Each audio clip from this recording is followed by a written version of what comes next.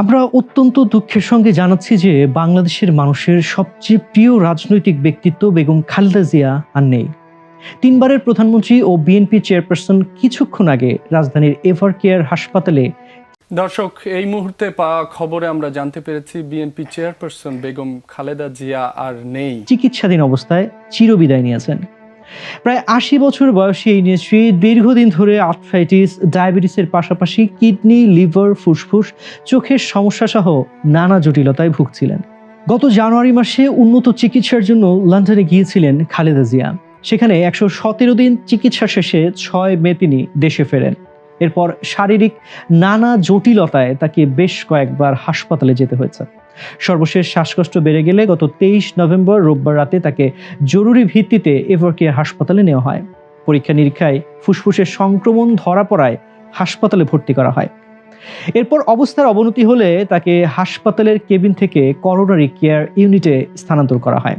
সেখানে মেডিকেল বোর্ডের দেশি বিদেশি বিশেষজ্ঞ চিকিৎসকদের তত্ত্বাবধানে সাবেক এই প্রধানমন্ত্রীর চিকিৎসা চলছিল। তবে সব প্রচেষ্টা ব্যর্থ করে দিয়ে চিরবিদায় নিলেন খালেদা জিয়া। বেগম খালেদা জিয়ার জন্ম নাম খালেদা খানম পুতুল। তিনি ১৯৪৫ সালের ১৫ আগস্ট দিনাজপুরে জন্মগ্রহণ করেন। ৩ বোন এবং ২ ভাইয়ের মধ্যে তিনি তৃতীয়। ভাইয়েরা সবার ছোট। তার পিতামহ হাজী সালামত আলী, মাতামহ জলপাইগুড়ির তোয়াবুর রহমান, বাবা জনাব ইস্কান্দর মজুমদার এবং মা বেগম তৈয়বা মজুমদার। বেগম খালেদা জিয়ার আদি পৈতৃক নিবাস ফেনী জেলার ফুলগাজী উপজেলার শ্রীপুর গ্রামের মজুমদার বাড়ি। বাবা জনাব ইস্কান্দর মজুমদার ছিলেন একজন ব্যবসায়ী। ইস্কান্দর মজুমদার ১৯১৯ সালে ফেনী থেকে জলপাইগুড়ি যান। বোনের বাসায় থেকে ম্যাট্রিক পাশ করেন এবং পরে চা ব্যবসায়ে জড়িত হন। ১৯৩৭ সালে জলপাইগুড়িতে বিয়ে করেন। জলপাইগুড়ির নয়াবস্তি এলাকায় ১৯৪৭ সাল পর্যন্ত বসবাস করেন এবং ১৯৮৪ সালে ১৫ নভেম্বর মৃত্যুবরণ করেন। মা বেগম তৈয়বা মজুমদার ছিলেন একান্তভাবে একজন গৃহিণী। তিনি বেগম খালেদা জিয়ার সঙ্গেই থাকতেন। খালেদা ৫ বছর বয়সে দিনাজপুরের মিশন স্কুলে ভর্তি হন। এরপর তিনি দিনাজপুর সরকারি বালিকা উচ্চ বিদ্যালয় থেকে ১৯৬০ সালে ম্যাট্রিকুলেশন পাশ করেন। একই বছর তিনি জিয়াউর রহমানকে বিয়ে করেন। এরপর থেকে তিনি খালেদা জিয়া বা বেগম খালেদা জিয়া নামে পরিচিতি লাভ করেন। তিনি স্বামীর সাথে পশ্চিম পাকিস্তানে বসবাসের পূর্বে ১৯৬৫ সাল পর্যন্ত দিনাজপুরের সুরেন্দ্রনাথ কলেজে পড়াশোনা করেন। তার স্বামী বাংলাদেশের প্রাক্তন রাষ্ট্রপতি লেফটেন্যান্ট জেনারেল জিয়াউর রহমান বীরুত্তম। ১৯৬০ সালের আগস্ট মাসে জিয়াউর রহমানের সাথে তার বিয়ে হয়। জিয়া তখন ছিলেন পাকিস্তান সেনাবাহিনীর একজন ক্যাপ্টেন। ডিএফআই এর কর্মকর্তা রূপে তখন দিনাজপুরে কর্মরত ছিলেন। তার এক ভাই মেজর অবসরপ্রাপ্ত সাইদ ইস্কান্দার বাংলাদেশ জাতীয়তাবাদী দল থেকে ফেনী ১ আসনে নির্বাচিত সংসদ সদস্য ছিলেন।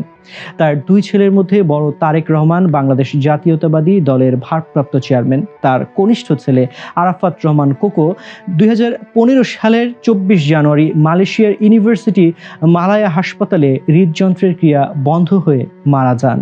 আরাফাত রহমান একজন ব্যবসায়ী ছাড়াও বাংলাদেশ ক্রিকেট বোর্ড ও সিটি ক্লাবের সাথে যুক্ত ছিলেন। ১৯৬৫ সালে খালেদা জিয়ার স্বামীর সাথে পশ্চিম পাকিস্তানে যান। ১৯৬৯ সালের মার্চ পর্যন্ত করাচিতে স্বামীর সাথে ছিলেন। এরপর ঢাকায় চলে আসেন। কিছুদিন জয়দেবপুর থাকার পর চট্টগ্রামে স্বামীর কর্মক্ষেত্র স্থানান্তরিত হলে তার সঙ্গে সেখানে এবং চট্টগ্রামের ১৬ শহর অঞ্চলে বসবাস করেন। মুক্তিযুদ্ধের প্রারম্ভকালে খালেদা জিয়া কিছুদিন আত্মগোপনে থাকার পর ১৬ মে নৌপথে ঢাকায় চলে আসেন। বড় বোন খুরশিদ জাহানের বাসায় ১৭ জুন পর্যন্ত থাকেন। ১৯৭১ সালের ১৫ ডিসেম্বর পর্যন্ত তিনি ঢাকা ক্যান্টনমেন্টে পাকিস্তান সেনাবাহিনীর মেজর জেনারেল জামশেদের অধীনে বন্দী ছিলেন। ১৬ ডিসেম্বর বাংলাদেশ স্বাধীন হলে তিনি মুক্তি পান। রাজনীতিতে আসার আগ পর্যন্ত বেগম জিয়া একজন সাধারণ গৃহবধূ ছিলেন। মূলত ২ পুত্রকে লালন পালন ও ঘরের কাজ করেই সময় কাটাতেন। জিয়াউর রহমান বাংলাদেশের রাষ্ট্রপতি থাকাকালীনও রাজনীতিতে বেগম জিয়ার উপস্থিতি ছিল না। রবি, আজ ৩০ ডিসেম্বর ঠিক সকালবেলাতে দাঁড়িয়ে এই দুঃসংবাদটি বলতে হচ্ছে, যেই সংবাদটি আসলে কোনো গণমাধ্যম কর্মী আসলে এতদিন ধরে বিভিন্ন সময় নানা রকম খবর এসেছে নানা মাধ্যমে, কিন্তু সেই খবরটি শেষমেশ আজ বলা লাগছে। কারণ আজকে দলের তরফ থেকে এরই মধ্যে কনফার্ম করা হয়েছে, নিশ্চিত করা হয়েছে বেগম খালেদা জিয়া ঠিক আজকে সকাল ৬টায় তিনি শেষ নিঃশ্বাস ত্যাগ করেছেন, তিনি মারা গেছেন।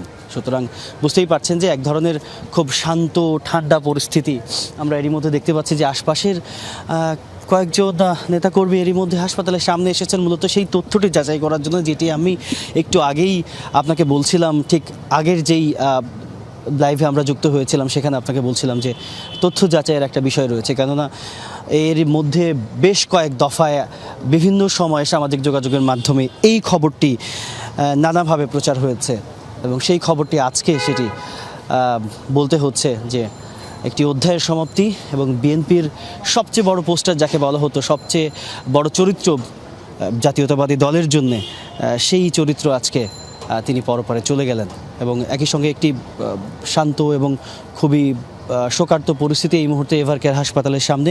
নিশ্চয়ই পরবর্তী সময়ে দলের নেতাকর্মীরাও এই হাসপাতালে আসবেন এবং আইনশৃঙ্খলা রক্ষাকারী বাহিনীর সদস্যরা এরই মধ্যে ফটকে যারা রয়েছেন, বিশেষ করে পুলিশ সদস্য এবং বিজিবি সদস্য, তারা তো একেবারে প্রস্তুত অবস্থায় রয়েছেন, যেটি মনে হচ্ছে যে পরিস্থিতি অনুযায়ী তাদের সদস্য সংখ্যা বাড়ানোর সম্ভাবনা রয়েছে। আমরা বিভিন্ন সময় তাদের মধ্যে নিজেদের মধ্যে কথা বলতে দেখেছি। তবে গতকাল রাতে এই নাটকীয়তা কিংবা নানা রকম ঘটনা প্রবাহের মধ্যে দিয়ে গিয়েছে এভারকেয়ার হাসপাতালে, বিশেষ করে